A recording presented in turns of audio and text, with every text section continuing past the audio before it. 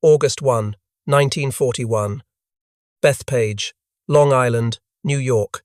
Chief Engineer Robert Hall sat in the pilot's seat as the prototype lumbered down the runway, its barrel-shaped fuselage seeming almost too heavy for a single engine to lift. The ex-TBF-1 prototype rotated skyward, and in that moment critics within the Navy shook their heads. The biggest single-engine aircraft they had ever seen. Too complicated, too heavy, too ambitious. None of them could have known that this ungainly bird, dismissed by skeptics as an engineering disaster waiting to happen, would go on to sink more enemy warships than any other American aircraft in history. The mathematics of naval warfare were about to be rewritten, not through elegant design, but through sheer devastating effectiveness wrapped in an overcomplicated package that somehow worked better than anything else in the sky. The journey to this moment began in March 1939, when the United States Navy issued a requirement that would challenge every aircraft manufacturer in America. The Douglas TBD Devastator, introduced in 1937, was already obsolete. The Navy needed a replacement, and they needed it fast. The requirements seemed impossible. A top speed of 300 miles per hour, a range of 1,000 miles, a crew of 3. All ordnance carried internally in a bomb bay. Armor protection for the crew. Self-sealing fuel tanks. And most ambitiously, an electrically powered dorsal turret, a feature that had defeated every previous attempt. 13 companies submitted proposals. The competition quickly narrowed to 2 finalists. Vought Aviation offered the XTBU-1, a sleek, elegant design that initially won praise from Navy evaluators. Grumman Aircraft Engineering Corporation submitted the XTBF-1, a design that looked like someone had taken their successful F-4F Wildcat fighter and inflated it to grotesque proportions. The Vought design was prettier. The Grumman design was complicated. Vought got the initial contract, but Vought was already drowning in orders for their F-4U Corsair fighter. They could not possibly deliver torpedo bombers in the time frame the Navy needed. The contract was transferred to Grumman, and Leroy Grumman's team found themselves with an impossible deadline to build an impossible aircraft. Robert Hall, the engineer in the trenches, stared at the mountain of requirements. Everything the Navy wanted required adding weight, complexity, and systems that had never been successfully integrated into a carrier aircraft. The internal bomb bay alone was a nightmare. It needed to be large enough to hold either a 22.4-inch Mark 13 torpedo weighing 2,000 pounds, or 4 500-pound bombs, or depth charges, or mines. The bay doors needed to operate reliably in salt spray, high G maneuvers, and combat damage. The powered turret presented even greater challenges. Previous attempts at rear turrets had failed because hydraulic and manual systems were too slow, too unreliable, too vulnerable to battle damage. Grumman chose an electrically powered turret, betting the entire design on technology that had never been proven in combat. If the electrical system failed, the rear gunner would be helpless. The wing folding mechanism added another layer of complexity. To fit on carrier elevators and in hangar decks, the wings needed to fold. But the Avengers' wings were the largest span of any Navy aircraft. 54 feet fully extended. Leroy Grumman himself solved this problem during a design meeting, using a pink eraser to represent the fuselage and paper clips as wings. He discovered what became known as the Sto-Wing, a compound angle folding mechanism that allowed the massive wings to fold back and upward simultaneously, reducing the wingspan to just 18 feet. The mechanism required hydraulic systems, locking pins, and structural reinforcements that added hundreds of pounds. The Wright R26008 engine, a twin-row 14-cylinder radial producing 1,700 horsepower, was the most powerful engine available. But even this monster struggled to lift the loaded aircraft. Empty weight, 10,080 pounds. Combat loaded weight, 15,905 pounds. This made the TBF the heaviest single-engine aircraft in the world. Critics within the Navy called it the pregnant beast. Others called it the turkey. The names were not compliments. On December 30, 1940, the Navy placed an order for 286 TBF-1 aircraft, more than 7 months before the prototype had even flown.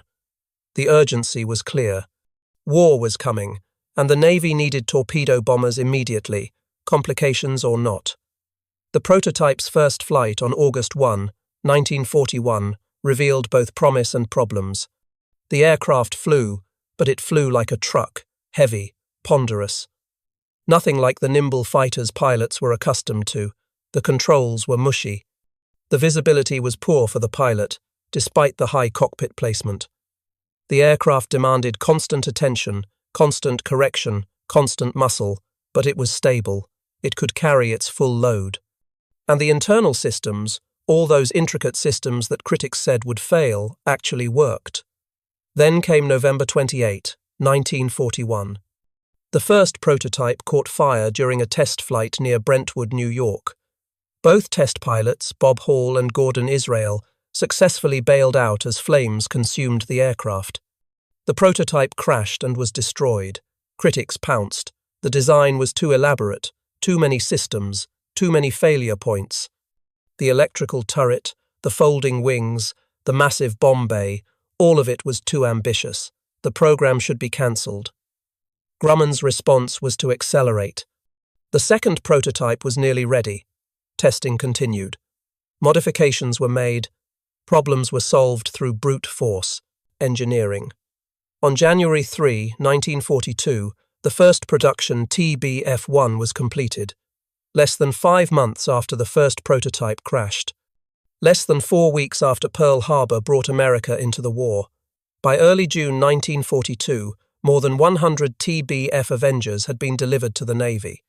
6 of these aircraft were assigned to Torpedo Squadron 8 for evaluation.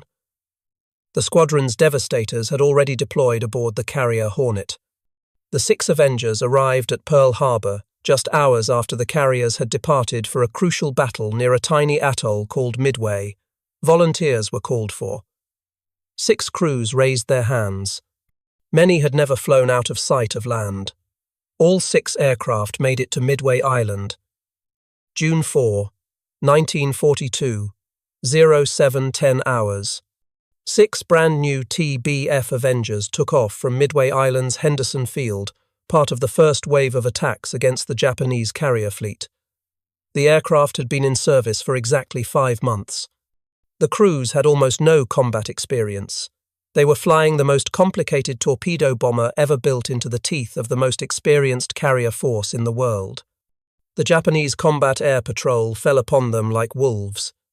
Mitsubishi A-6M0 fighters, flown by veterans of Pearl Harbor, China, and the Dutch East Indies, tore into the lumbering Avengers.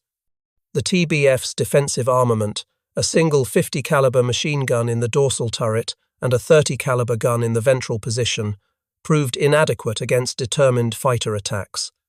The Avengers were slow. At maximum torpedo attack speed, they could barely manage 130 miles per hour. The Zeros could exceed 300. One by one, the Avengers fell.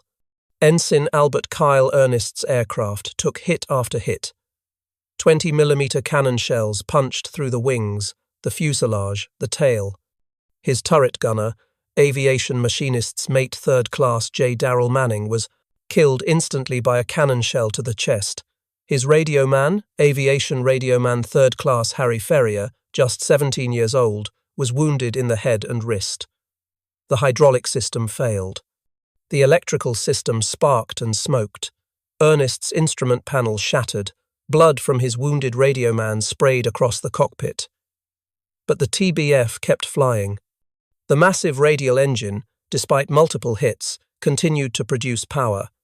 The self-sealing fuel tanks, one of those intricate systems critics had questioned, prevented the aircraft from exploding when bullets punctured the wings.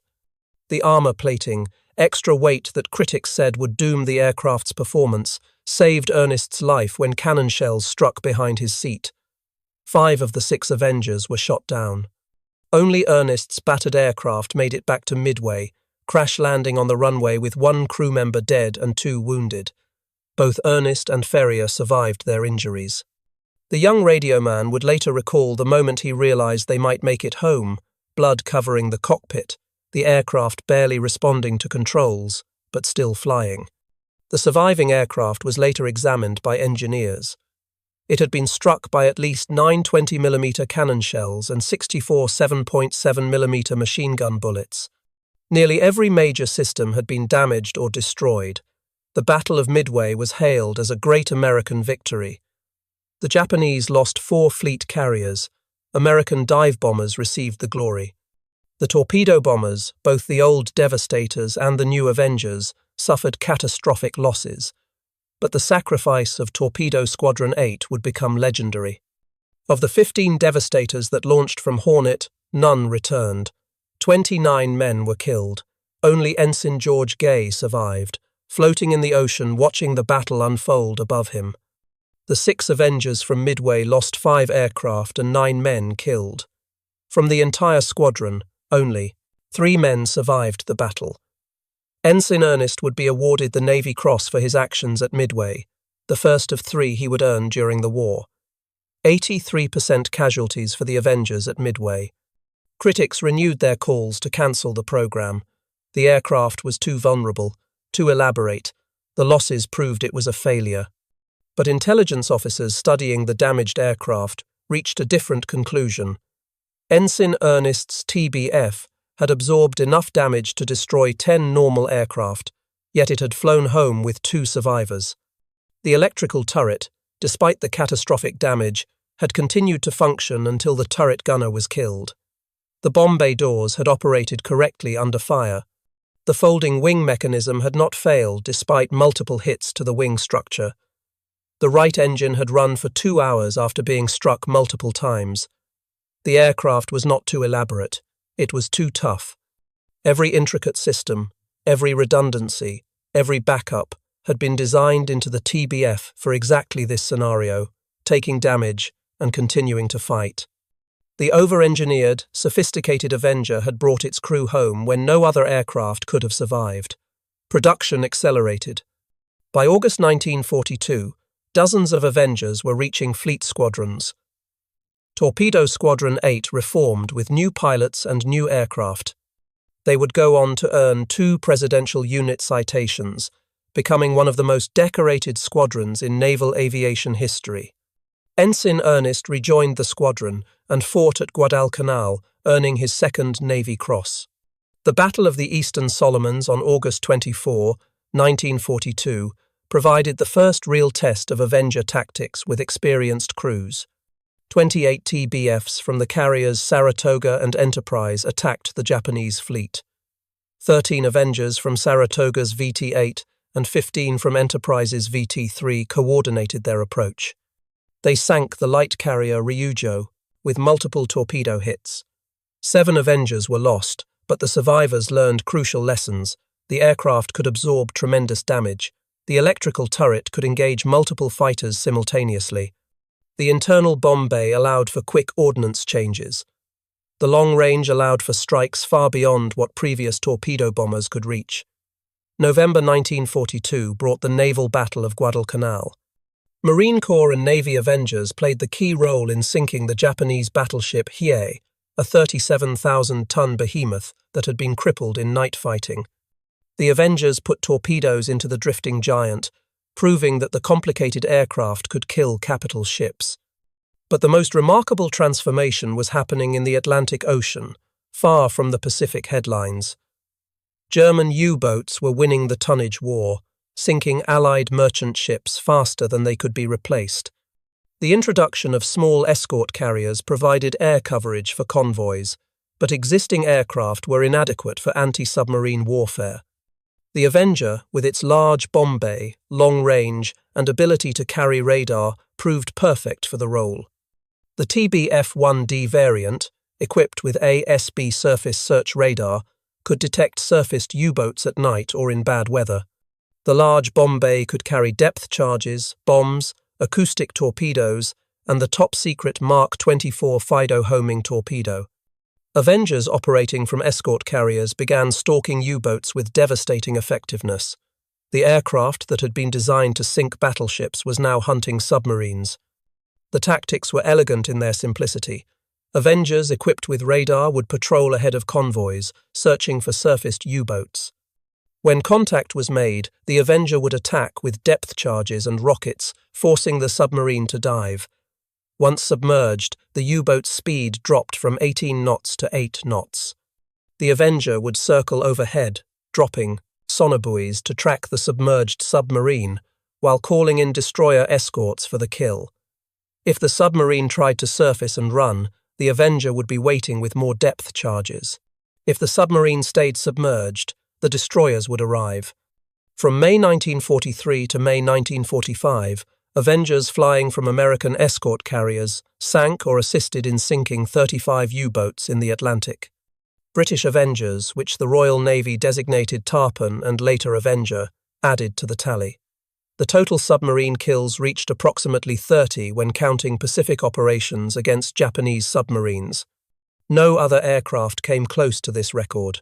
The sophisticated radar systems, the large internal bay that could carry multiple weapons types, the long endurance that allowed 8-hour patrols, all of it combined to create the most effective submarine killer of the war. The year 1944 brought the Avenger to its peak effectiveness. By this time, nearly 10,000 had been built.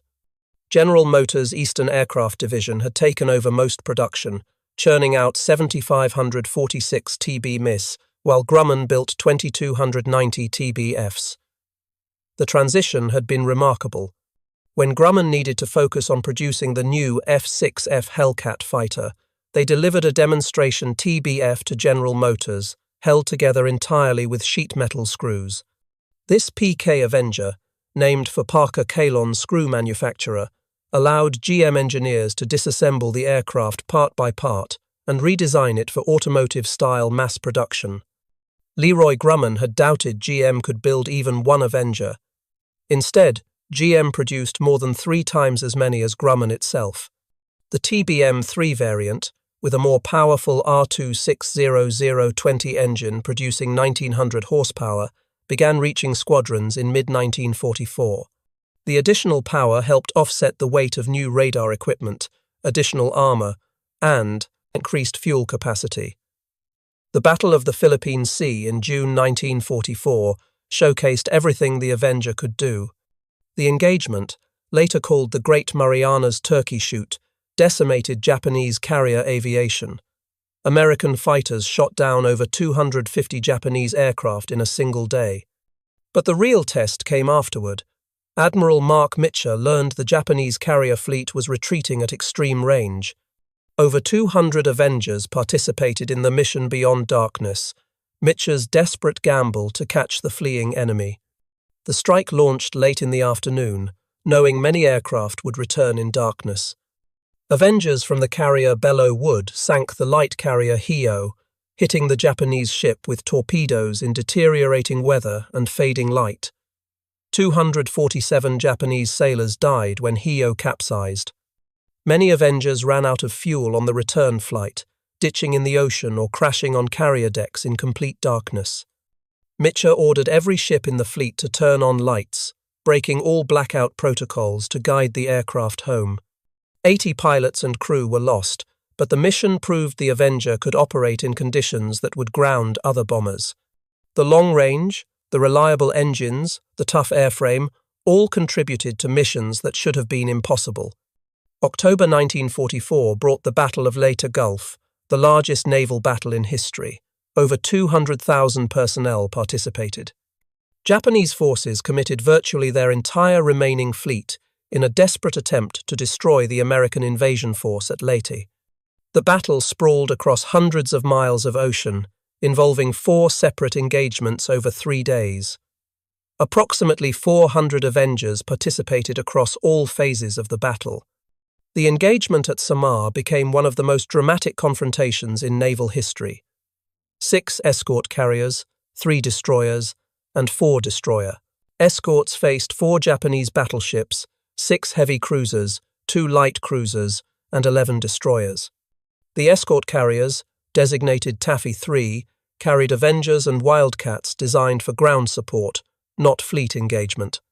When Admiral Takeo Kurita's center force appeared on the horizon at dawn on October 25, the Americans were outnumbered and outgunned catastrophically. Lieutenant Commander Edward Huxtable, commanding officer of Gambier Bay's Composite Squadron 10, directed his Avengers in continuous attacks against the massive Japanese ships.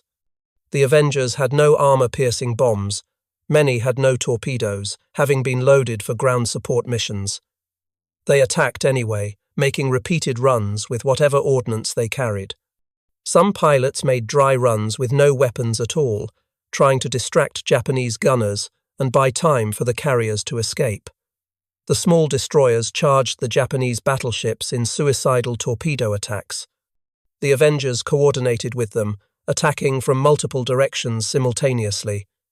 Gambier Bay was hit repeatedly and sank, taking over 100 men with her.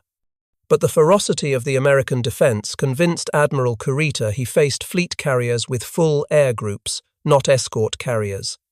After sinking Gambier Bay and 3 destroyers, Kurita withdrew through San Bernardino Strait, abandoning the attack on the invasion fleet.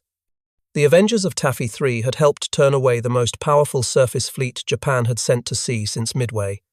They had done so without the weapons or training for such a mission, proving the aircraft's versatility under the most desperate circumstances. On October 24, 1944, the day before the summer engagement, waves of American aircraft attacked the super-battleship Musashi as it tried to transit the Sibuyan Sea. The Musashi was the largest battleship ever built, displacing over 72,000 tons, armed with 9 18-inch guns, protected by armor up to 16 inches thick. Japanese designers had declared the ship unsinkable. The attack began at 10:27 in the morning. 259 aircraft, launched in 6 waves from 4 American carriers, converged on the massive ship. Avengers scored torpedo hits from multiple directions. The exact number remains disputed, with estimates ranging from 10 to 19 torpedoes striking home. 10 hits to port and 9 to starboard represents one commonly cited figure, though Japanese sources report 11 total. Each torpedo carried 600 pounds of Torpex explosive, far more powerful than standard TNT. Curtiss SB-2 Sea Helldiver dive bombers added 17 bomb hits. Just after 7:30 in the evening, the Musashi capsized and sank, taking 1,023 of her crew with her. The largest battleship ever built had been killed by aircraft, and Avengers had delivered critical blows. 5 months later, on April 7, 1945, the Musashi's sister ship Yamato made her final sortie. Operation 10 Go was a suicide mission, sending the super battleship on a one-way trip to Okinawa with only enough fuel for the outbound voyage. American submarines spotted the task force and reported its position. Admiral Mitchell launched everything he had, 386 aircraft, including nearly 150 Avengers, swarmed the Japanese force. The attack began at 12:37 in the afternoon. The first wave of Avengers attacked from the port side, overwhelming the Yamato's anti-aircraft defenses. The second wave attacked from starboard.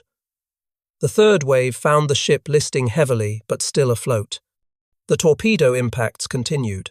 American sources report at least 11 torpedo hits, though the exact count from different aircraft types remains uncertain. The Yamato's massive armor, designed to defeat battleship shells, could not stop torpedoes hitting below the waterline. Internal compartments flooded. The list increased. At 2:23 in the afternoon, 2 hours and 46 minutes after the first attack, the Yamato exploded in a mushroom cloud visible for 60 miles. Casualties numbered between 2,500 and 3,100 crew members from a complement of approximately 3,000. The era of the battleship died with her. The Avengers had killed both Yamato-class super battleships. They had also sunk or helped sink 12 carriers, 4 additional battleships, 19 cruisers, 25 destroyers, and approximately 30 submarines. The total tonnage exceeded 1 million tons of enemy shipping. No other aircraft type came close to this record. The intricate torpedo bomber that critics had dismissed in 1941 had become the most effective ship killer in history. But the vast majority of Avenger missions were not dramatic torpedo attacks. By late 1944, Japanese surface ships rarely ventured from port. The Mark 13 torpedo, despite late war improvements, remained problematic, requiring slow, straight attack runs that exposed aircraft to intense anti-aircraft fire. Avengers increasingly shifted to conventional bombing, skip bombing, and rocket attacks. The large internal bay that could carry a single 2,000-pound torpedo could also carry 2,000 pounds of bombs, rockets, or combinations of weapons. Avengers supported amphibious landings across the Pacific, dropping bombs and firing rockets against Japanese bunkers, artillery positions, and troop concentrations. The missions were unglamorous but essential. The aircraft's versatility extended beyond combat.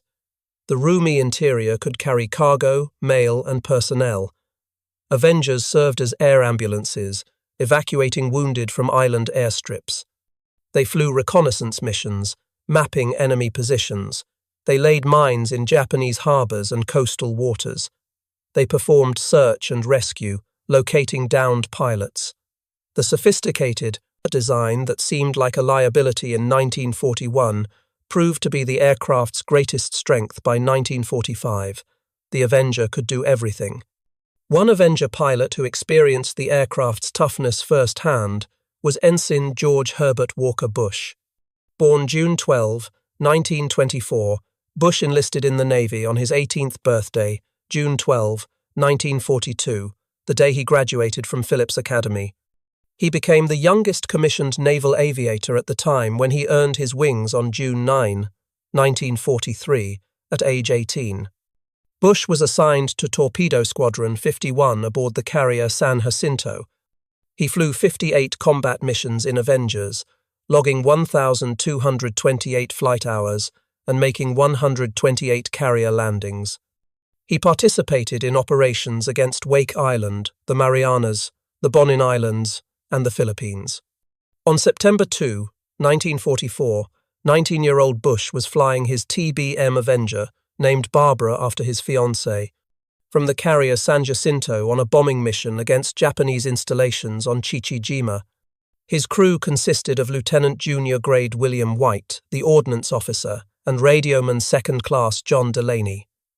The target was a radio transmitter complex, heavily defended by anti-aircraft guns. Bush's aircraft was hit by anti-aircraft fire over the target.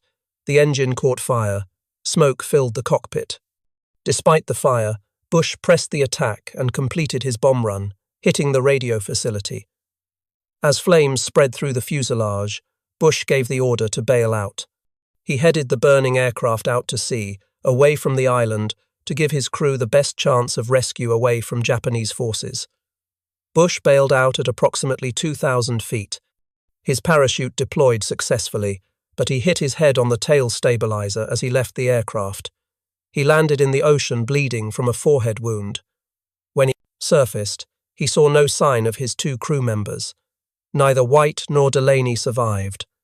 Their parachutes failed to deploy properly. Bush inflated his life raft and paddled desperately away from Chichijima. Japanese boats came out from the island searching for him. He paddled for hours, growing weaker from his wound and exhaustion. Other American aircraft circled above, trying to protect him until rescue arrived. After 4 hours in the water, the submarine USS Finback surfaced nearby. Crewmen pulled the exhausted pilot aboard. Bush was the only survivor from his aircraft. For his actions at Chichijima, completing his bomb run despite his aircraft being on fire, Bush was awarded the Distinguished Flying Cross. He would complete his combat tour, then return stateside as a flight instructor. After the war, Bush would serve as a congressman, ambassador to the United Nations, director of the Central Intelligence Agency, vice president, and finally the 41st President of the United States.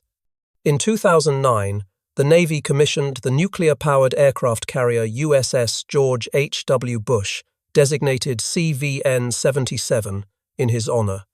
Bush flew 58 combat missions in Avengers, logging 1,228 flight hours and making 128 carrier landings.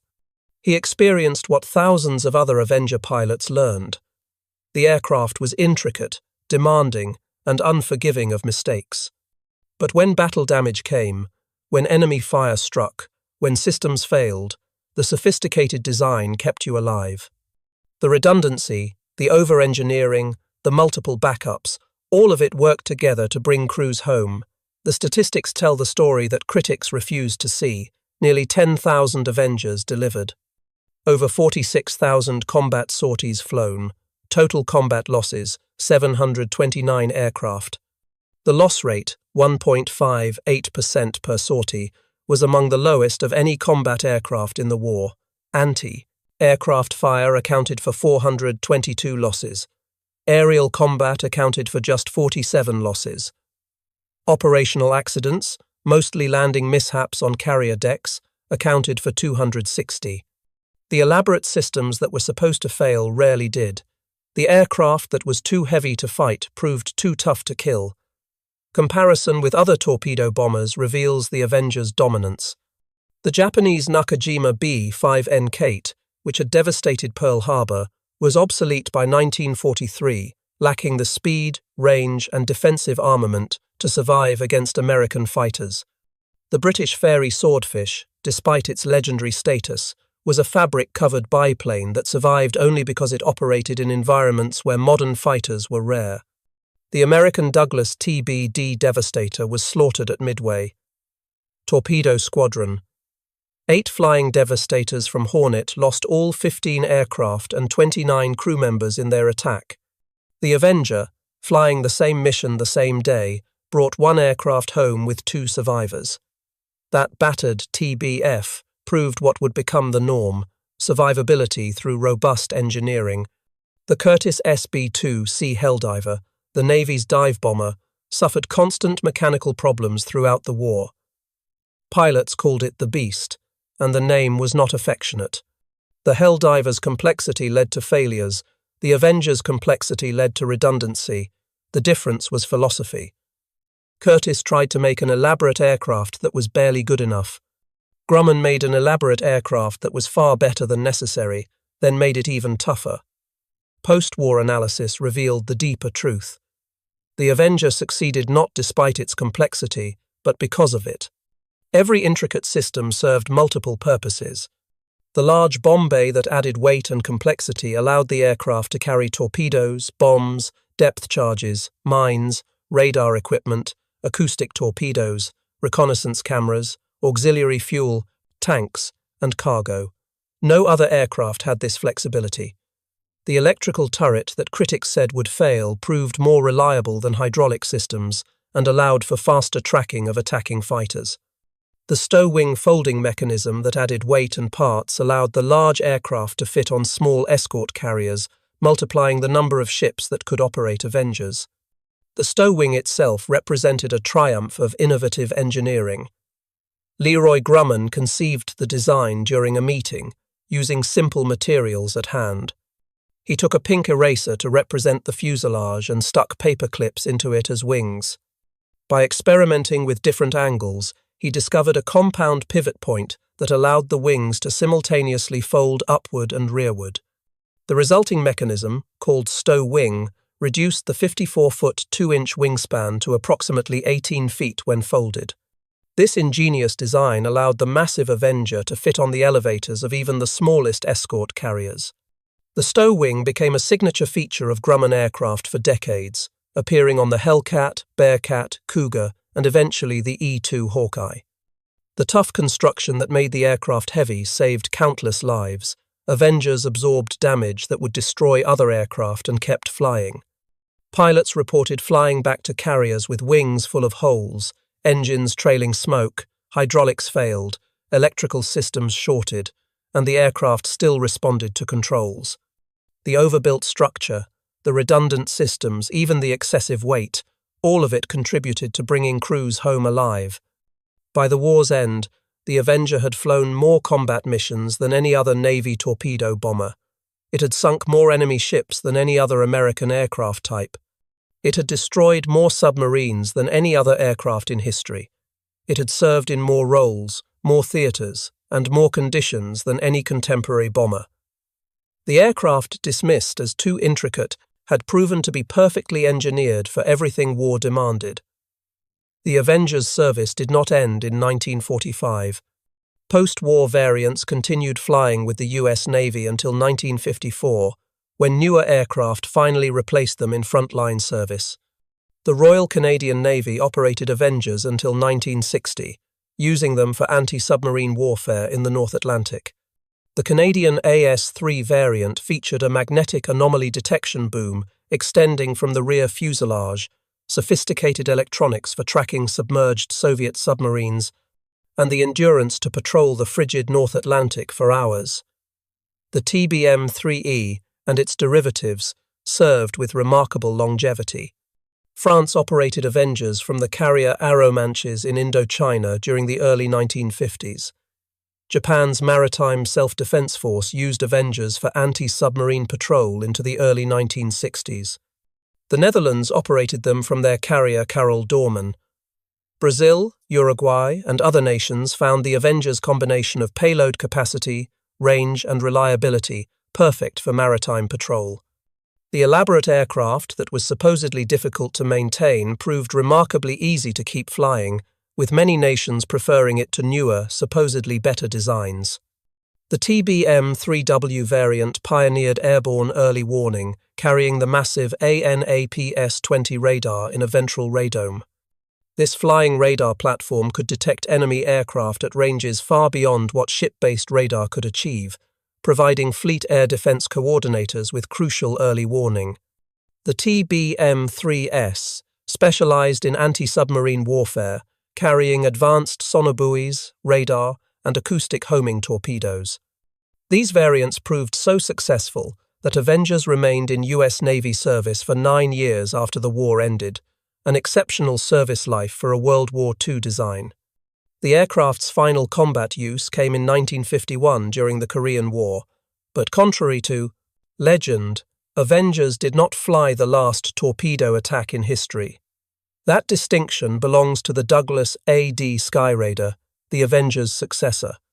On May 1, 1951, 8 AD-4 Skyraiders from Attack Squadron 195 and Composite Squadron 35 launched from the carrier Princeton to strike the Hwacheon Dam in North Korea.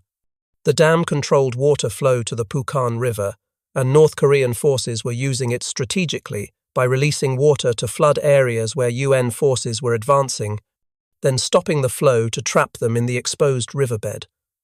The Skyraiders carried Mark 13 torpedoes, the same weapon the Avenger had carried throughout the war. 8 torpedoes were dropped. 7 hit the dam. 6 exploded, blasting holes in the concrete structure and crippling the dam for the rest of the war. This mission remains the last time in history that aerial torpedoes were used against a surface target. The era of the torpedo bomber ended where it had reached its peak, with aircraft launching torpedoes against strategic targets. The Avenger had defined that era, setting standards that even its successor, the formidable Skyraider, ultimately could not exceed. Modern analysis of the Avenger reveals design decisions far ahead of their time. The modular internal bay that could accept different weapons without modification anticipated modern multi-role fighters. The extensive use of electrical systems over hydraulics predicted jet-age designs.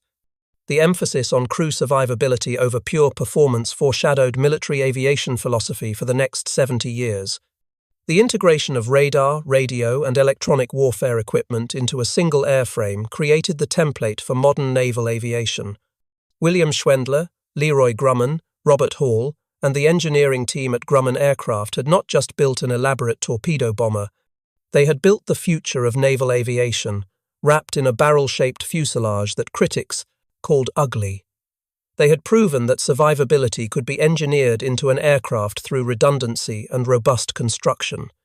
They had demonstrated that versatility mattered more than specialization. They had shown that crew comfort and capability enabled mission success more than raw performance numbers. The design philosophy that created the Avenger influenced American naval aviation for decades. The emphasis on bringing crews home alive became central to US Navy aircraft design. The focus on multi-role capability shaped future requirements. The integration of advanced electronics and weapons systems established patterns that continue today. The Avenger was not just a successful World War II aircraft. It was a template for how to build combat aircraft that could adapt, survive, and accomplish diverse missions. The numbers speak for themselves. 12 aircraft carriers sunk or helped sink. 6 battleships, including the 2 largest ever built. 19 cruisers, 25 destroyers, approximately 30 submarines, over 500 merchant ships. 1 million tons of enemy shipping sent to the bottom. 729 aircraft lost out of nearly 10,000 built. 46,000 combat sorties. 1.58% loss rate. The highest kill ratio of any American aircraft in World War II, measuring ships sunk per aircraft lost. The designers who created this record never intended to build the most beautiful aircraft. They never tried to build the simplest aircraft. They built the most effective aircraft, and effectiveness required sophistication. Every system, every redundancy, every backup, every ounce of extra weight contributed to the mission. Critics who saw only complications missed the purpose behind every decision. This aircraft was not elaborate for the sake of complexity. It was sophisticated because war is unpredictable and survival requires preparation for every contingency.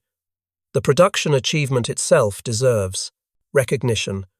9,836 Avengers were built in just 3 years. At peak production, factories delivered over 200 aircraft per month. General Motors, a company that had never built a single airplane before the war, became the primary manufacturer through innovative production techniques. The transformation of automobile factories into aircraft plants, accomplished in months, demonstrated American industrial capacity at its peak. The same assembly line workers who had built Chevrolets now built torpedo bombers, working 3 shifts to meet Navy demands. The Avenger's operational versatility proved equally impressive. Beyond the famous torpedo attacks, Avengers flew more missions dropping conventional bombs than torpedoes. They pioneered night operations, using radar to find and attack targets in complete darkness. They performed combat search and rescue, saving hundreds of downed pilots from the Pacific. They served as airborne ambulances, evacuating critically wounded personnel from island battles. They delivered supplies to isolated garrisons. They photographed enemy installations for intelligence analysis. They patrolled shipping lanes for submarines. They provided close air support for marine infantry. No other single aircraft type performed such diverse missions successfully. The human cost of Avenger operations, while lower than other torpedo bomber types, remained significant. Approximately 730 crews were lost in combat, representing over 2,000 American lives. Many more were wounded. The aircraft could bring crews home through tremendous damage, but it could not make them invulnerable. The low loss rate meant more crews survived to complete their tours. More pilots returned to train new aviators. More experience was preserved and passed forward. The engineering decisions that prioritized survivability translated directly into lives saved. Individual acts of heroism by Avenger crews fill volumes of naval history. Beyond the famous names, thousands of pilots, bombardiers, radiomen, and turret gunners flew into anti-aircraft fire and fighter attacks to deliver their weapons on target. They flew missions in typhoons, in darkness, at extreme range, under impossible conditions. They pressed attacks against overwhelming defenses. They stayed with crippled aircraft to bring wounded crew members home rather than bailing out safely themselves. The Avenger gave them a fighting chance. Their courage did the rest. The torpedo bomber is gone now. Modern anti-ship missiles accomplish in minutes what required wings full of torpedo bombers in 1944. No nation operates torpedo bombers. The mission itself has been obsoleted by technology, but the lessons of the Avenger remain relevant across all domains of engineering and design. Overengineering for survivability saves lives. Redundancy wins battles. Sophistication, when purposeful and well executed, creates capability. Versatility often matters more than specialization. The ability to absorb damage and continue functioning determines survival. These principles apply far beyond aviation. The Avenger demonstrated that robust construction costs less than replacement. The additional weight of armor, redundant systems, and overbuilt structure was repaid many times over in aircraft that survived to fly again, in crews that lived to fight again, in reduced training requirements because experienced pilots stayed alive. The accountants might have preferred lighter, cheaper aircraft. The combat record proved them wrong. Investment in survivability paid dividends measured in victories won and lives saved. The ugliest duckling can become the deadliest hunter. And sometimes the aircraft everyone calls too elaborate is exactly sophisticated enough to do what nothing else can do. The Avenger proved this truth in the most demanding crucible imaginable, combat against a determined enemy who had prepared for war while America slept. The aircraft critics dismissed, accomplished what more elegant designs could not. It rewrote the rules of naval warfare. It established new standards for aircraft survivability. It demonstrated capabilities that influenced military aviation for generations. Today, surviving Avengers fly at air shows, reminding new generations of what American industry and American airmen accomplished. Approximately 60 Avengers remain in various conditions worldwide. Several are maintained in airworthy condition by dedicated organizations and collectors.